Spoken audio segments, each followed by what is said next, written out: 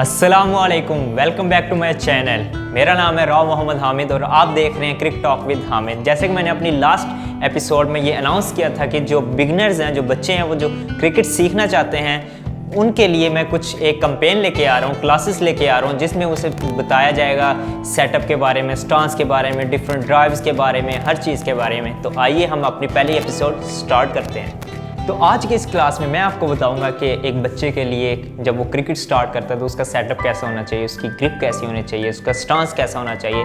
तो आज की इस क्लास में हम ये तीनों चीज़ें सीखेंगे। चलिए हम शुरू करते हैं अपने सेटअप से। तो सबसे पहली चीज़ ये है कि जब वो बच्चा बैट को पकड़ता है तो उसकी ग्रिप कैसी होनी चाहिए। कुछ बच्चे होते हैं जो कि बैट को ऐसे पकड़ लेते हैं, कुछ होते हैं कि ऐसे पकड़ लेते हैं, लेकिन जो ग्रिप है, एग्जैक्ट ग्रिप, वो पकड़ने का तरीका क्या है। या तो आप बैट को नीचे रख लेते हैं, जैसे भी आपको इजी लगता है। मैं अगर बैट को यहाँ पे अपने रखता हूँ और यहाँ से पिक करता हूँ अपने लेफ़्ट हैंड को पहले यूज़ करते हुए। ये देखें, जब मैंने बैट को पकड़ा है तो मेरी ये वी शेप बन रही है। आपको ये नज़र आ रहा होगा, ये वी शेप बन रही है और ये बिल्कुल सीधी, ये जो सेंटर पॉइंट है बैट की बैक साइड का, उसके साथ मैच कर रही है। कुछ कोचेज़ होते हैं जो कि कहते हैं कि आपकी जो वी शेप है वो इस तरफ होनी चाहिए, कुछ होते हैं इस तरफ होनी चाहिए, लेकिन नॉर्मली जो एग्जैक्ट तरीका है वो ये है। इसके साथ आपकी ग्रिप एग्जैक्ट, ये जो वी शेप है, ये दोनों सेंटर पॉइंट्स मैच हो रहे होने चाहिए। तो ये हो गया लेफ्ट हैंड, जिससे आपको ईजीली आप वन हैंड से अपने बैट को रोटेट कर सकते हैं। ठीक है। एक होती है ओ शेप।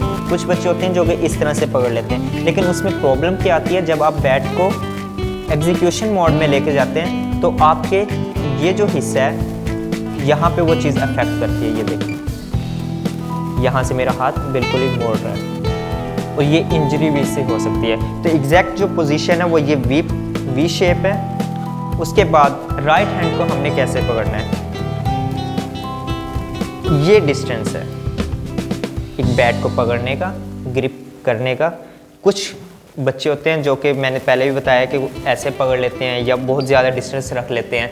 तो ये एक राइट वे नहीं है बैट को पकड़ने का, हैंडल करने का। एग्जैक्ट वे जो है वो ये है। कम से कम इतना फासला होना चाहिए और बहुत ज़्यादा भी नहीं होना चाहिए। ये एक नॉर्मल ग्रिप है। अगर मैं इस तरह से आपको दिखाऊं, ग्रिप और दोनों हाथों के डिस्टेंस के बाद आपका आता है, आप जब पिच पे आते हैं तो आपके जो आप एक स्टैंड लेते हैं, जब आप बैट पकड़ के आप बिल्कुल ग्रीज पे अपने आते हैं तो आपके दो जो पाँव हैं, अगर मैं इस पोजीशन में आपको दिखाऊं तो इनका आपस में डिस्टेंस क्या होना चाहिए।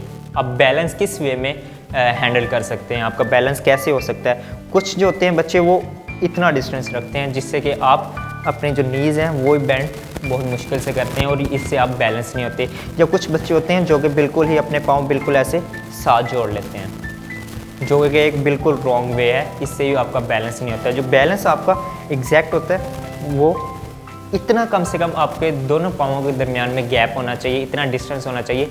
देन आप जो है अपनी पोजीशन को बैलेंस रख सकते हैं, कोई भी शॉट खेल सकते हैं। तो ये तो हो गया हमारा सेटअप। और अब हम बात करते हैं अपने स्टांस की। स्टांस, हम अपने स्टांस को एक कैसे बेहतर वे में लेके जा सकते हैं हर शॉट खेलने के लिए। तो सबसे पहले कुछ कोचिंग पॉइंट्स हैं, मैं पहले वर्बली आपको बताता हूँ कि जिसमें आपकी आइज़ यूज़ हो रही होती हैं, आपका हेड बिल्कुल स्टिल होना चाहिए, आपका राइट शोल्डर का सारा काम होता है, आपकी नीज़ जो हैं वो हल्की सी बेंड होनी चाहिए, आपका जो वेट है वो आपके टॉज पे आ जाता है। तो अब हम इसे प्रैक्टिकली करते हैं। अगर मैं इस पोजीशन में आपको दिखाऊं, ये आपने बैट की ग्रिप ली, ये आपने अपने नीज को हल्का सा बेंड किया। उससे पहले मैं एक चीज़ बताऊंगा कि आपकी जो बैट की पोजीशन है वो कहाँ पे होनी चाहिए। नॉर्मली कुछ बैट्समैन होते हैं जो अपने बैट को बहुत ज़्यादा अप रखते हैं। जब आप बैट को अप रखते हैं तो इससे आपको एक बहुत मेजर प्रॉब्लम आती है कि जब बॉल बिल्कुल ही यॉर्कर साइड पे आती है तो आपका बैट नीचे जाने में टाइम लेता है और बॉल इतनी देर में निकल भी जा सकती है। वो आपके टाइम पे डिपेंड करता है।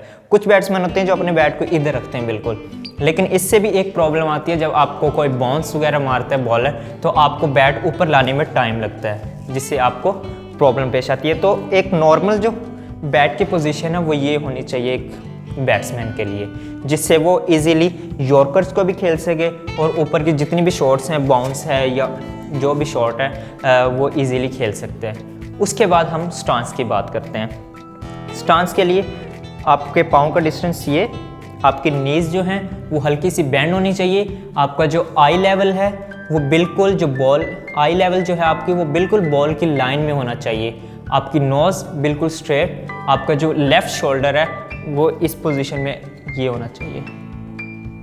अब आप देख रहे होंगे मेरी जो आइज़ का लेवल है वो बिल्कुल बॉल की लाइन में है, मेरा जो लेफ़्ट शोल्डर है बिल्कुल स्ट्रेट है और मेरी जो नीज़ हैं वो हल्की सी बेंड है और वो बिल्कुल लाइन में है टॉज़ के, और मेरा जो वेट है वो हल्का हल्का टॉज़ पे है।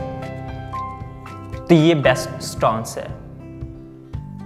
अब इसमें एक प्रॉब्लम ये आती है कि अगर कुछ जो बच्चे होते हैं वो बिल्कुल भी अपनी नीज़ को बेंड नहीं करते, वो ऐसे करके खेल रहे होते हैं, बिल्कुल उनकी ग्रिप भी इतनी ठीक नहीं होती और वो ऐसे करके खेल रहे होते हैं जिससे वो एक एकदम बेंड नहीं कर सकते, वो ऐसे ही खेलते हैं, ऐसे ही शॉट्स मारते हैं। तो ये एक रॉन्ग वे है। स्टांस, जब तक आपका स्टांस परफेक्ट नहीं होगा आप कोई भी शॉट अच्छे तरीके से नहीं खेल सकते।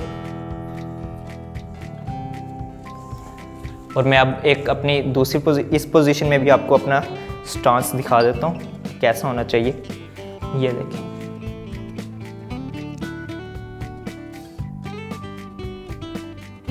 इसके बाद जो मेन चीज़ आती है, जब आप एक ग्रीस पे आप मौजूद होते हैं, जब आप आते हैं तो सबसे पहले आप विकेट को देखते हैं और आप गार्ड लेते हैं। अब गार्ड किसे कहते हैं वो मैं आपको बता देता हूँ। ये हमारी विकेट्स है, ये हमारी ऑफ साइड है, ये हमारी लेग साइड और ये हमारे मिडिल स्टंप है। ठीक है, बिगनर्स के लिए मैं बात करूँगा कि उनके लिए मिडिल स्टंप पे काम करना आसान है और उन्हें स्टार्ट भी इसी से करना चाहिए, क्योंकि उन्हें स्ट्रेट शॉट खेलनी है और ड्राइव्स कवर सारी शॉट्स वगैरह खेलनी होती है, उन्हें सीखना होता है। तो आप सबसे पहले पिच पे आते हैं, आप अंपायर को कहते हैं कि मुझे मिडिल स्टंप करें। जब आपको वो आप बैट की पोजीशन रखते हैं तो वो आपको एग्जैक्ट मिडिल, जहाँ पे इस वक्त मेरा बैट है, मैंने यहाँ पे रेड टेप से मेंशन किया हुआ है कि ये मेरा मिडिल स्टंप है। तो अंपायर जब आपको बताता है कि ये आपकी एग्जैक्ट पोजीशन है मिडिल स्टंप की, तो आप वहाँ पे या तो आपके शूज़ से नॉक कर लेते हैं, लाइन लगा लेते हैं, या बैट से नॉक कर लेते हैं। ठीक है, जब आपने मिडिल स्टंप अपना चूज़ कर लिया तो उसके बाद ये आपकी ये पोजीशन आ जाती है। तो ये आपका स्टार्टर है। तो आज की इस एपिसोड में हमने सीखा कि एक बच्चे का सेटअप कैसा होना चाहिए, उसका स्टांस कैसा होना चाहिए। अब मैं कुछ कोचिंग पॉइंट्स हैं वो मैं आपको वर्बली बता देता हूँ ताकि आपके जहन में रहें जब आप प्रैक्टिकली इसे परफॉर्म कर रहे हो, एग्जीक्यूट कर रहे हो। तो जब आप स्टांस लेते हैं तो जो आपका हेड है वो बिल्कुल स्टिल होना चाहिए, आपकी जो आइज़ हैं वो on line in the ball होनी चाहिए बिल्कुल, आपके जो लेफ़्ट शोल्डर है वो बिल्कुल मूव नहीं करना चाहिए, एग्जैक्ट पोजीशन में होना चाहिए जो पिच की डायरेक्शन होती है। ठीक है, आपकी जो नीज़ है वो हल्की सी बेंड होनी चाहिए, आपका जो पाँव का फासला वो तकरीबन इतना होना चाहिए, आपकी जो उसके बाद ग्रिप आती है आपकी वो वी शेप होनी चाहिए और कम से कम इतना फासला होना चाहिए उसके दरमियान में, तब जाके आपका एक स्टांस एक परफेक्ट वे में आता है। तो ये थी हमारी आज की पहली क्लास। उम्मीद है आप सबको समझ आई होगी। अगर आप लोगों को ये वीडियो मेरी पसंद आई है तो इसे लाइक करें, मेरे YouTube चैनल को सब्सक्राइब करें, हंसते रहिए, मुस्कुराते रहिए, देखते रहिए क्रिक टॉक विद हामिद। उम्मीद है दोबारा मिलेंगे। अल्लाह हाफिज़।